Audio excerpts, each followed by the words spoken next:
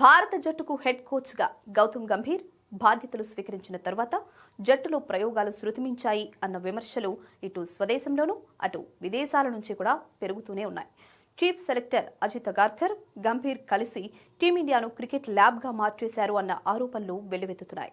ఒక ప్లానింగ్తో కూడిన మార్పులు కాకుండా అప్పటికప్పుడు తీసుకునే నిర్ణయాలు జట్టును దెబ్బతీస్తున్నాయని ఇప్పటికే చాలా మంది విమర్శన అస్త్రాలు సంధించారు. ఈ క్రమంలో గంభీర్పై సీనియర్ ప్లేయర్ చేసిన కమెంట్స్ సంచలనంగా మారాయి. గౌతమ్ గంభీర్ ఇప్పటి వరకు చేసింది చాలు, ఇక నుంచి రంజీ ట్రోఫీకి కోచ్గా వ్యవహరిస్తే బాగుంటుంది.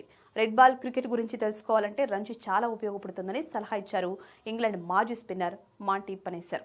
గంభీర్ వైట్ బాల్ క్రికెట్లో సక్సెస్ఫుల్ అయ్యారు, కానీ రెడ్ బాల్ క్రికెట్ అర్థం చేసుకోవడంలో విఫలమయ్యారు. అందుకోసం రంజీ కోచ్గా చేస్తే బాగుంటుంది. అక్కడ ఇతర కోచ్లతో కలిసి టీం జట్టు కూర్పు ఎలా చేయాలో నేర్చుకోవచ్చునని సలహా ఇచ్చారు.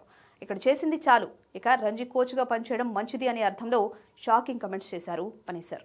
టెస్ట్లకు హెడ్ కోచ్గా వివిఎస్ లక్ష్మణ్ను తీసుకునేందుకు బీసీసీఐ ఆలోచిస్తోందని, ఈ విషయంలో లక్ష్మణ్ను సంప్రదించినట్లు వార్తలు వస్తున్న క్రమంలో పనేసర్ చేసిన కామెంట్స్ ప్రాధాన్యత సంతరించుకున్నాయి. ఇండియా ఇటీవల టెస్ట్ సిరీస్లలో చాలా దారుణంగా ఫెయిల్ అయింది. సౌత్ ఆఫ్రికాపై సొంత గడ్డపైన కూడా దారుణంగా ఓడిపోవడంతో కోచ్ గంభీర్పై విమర్శలు వెల్లువెత్తుతున్నాయి.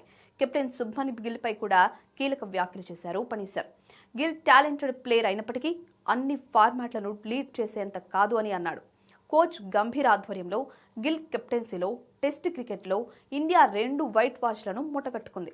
న్యూజిలాండ్పై 3-0, సౌత్ ఆఫ్రికాతో 2-0తో 2 వైట్ వాష్లకు గురికావడంపై తీవ్ర విమర్శలు వస్తున్నాయి. ఈ క్రమంలో గంభీర్ రంజీ కోచ్గా వ్యవహరించడం ఉత్తమమని పనేసర్ కమెంట్ చేయడం చర్చనీయాంశంగా మారింది.